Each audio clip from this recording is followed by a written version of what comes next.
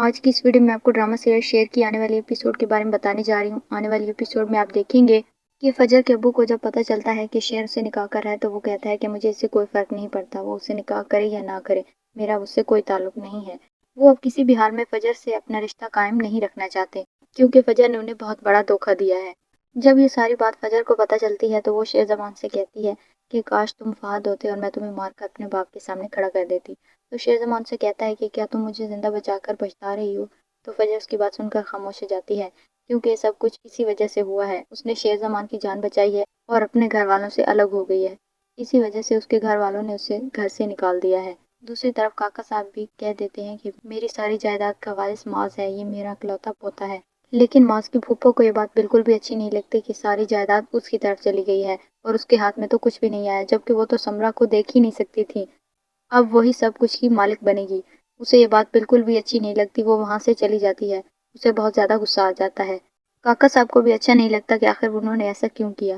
دوسری طرف شاہتاج کہتی ہیں کہ میں نے تو بہت غلط کیا ہے، مجھے بھی بھاگ کر شادی کر لینی چاہیے تھی اور آج میرا بھی شیر جیسا بیٹا ہوتا، کیونکہ وہ رئیس شاہ زمان سے شادی کرنا چاہتی تھی اور ایسا نہ ہو سکا۔ دوسری طرف فجر بھی شیر زمان سے کہہ دیتی ہے کہ وہ اپنے گھر جانا چاہتی ہے، اپنے ماں باپ کے پاس۔ تو شیر زمان سے تو بہت زیادہ روک رہا ہوتا ہے کہ تم نہ جاؤ، لیکن وہ نہیں مانتی اس کی بات۔ وہ اس سے کہتی ہے کہ میں جا رہی ہوں اور تم میرے پیچھے نہیں آؤ گے۔ شیر زمان سے کہتا ہے کہ میں تمہارے لیے اتنا غیر ہو گیا ہوں کہ اب میں تمہارے پیچھے بھی نہیں آ سکتا۔ فجر سے کہتی ہے کہ جو میں کہہ رہی ہوں تم وہی کرو گے۔ وہ وہاں سے چلی جاتی ہے، لیکن شیر زمان پھر بھی اس کے پیچھے پیچھے چلا جاتا ہے کیونکہ اسے یقین ہوتا ہے کہ اس کے گھر والے اسے ہرگز بھی قبول نہیں کریں گے اور اسے وہاں پر نہیں رہنے دیں گے۔ وہ جیسے ہی وہاں پر پہنچتی ہے اور اس کا باپ اسے دیکھتا ہے تو اسے بہت زیادہ غصہ آ جاتا ہے۔ وہ اسے دھکے مار کر گھر سے باہر نکال دیتا ہے۔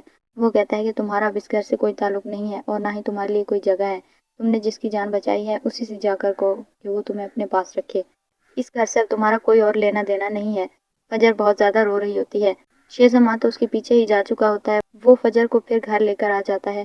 وہ اس سے کہتا ہے کہ میں نے تو تمہیں منع کیا تھا تم مت جاؤ، لیکن تم نے میری بات ہی نہیں مانی، میں جانتا تھا کہ تمہارے ساتھ یہی کچھ ہوگا۔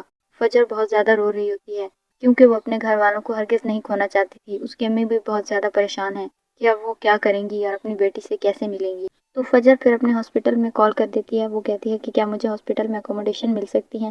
شیر زمان تو اس سے یہ کہہ رہا ہوتا ہے کہ وہ وہاں پر نہ جائے اور ان کے ساتھ ان کے گھر میں رہے، لیکن فجر وہاں پر نہیں رہنا چاہتی۔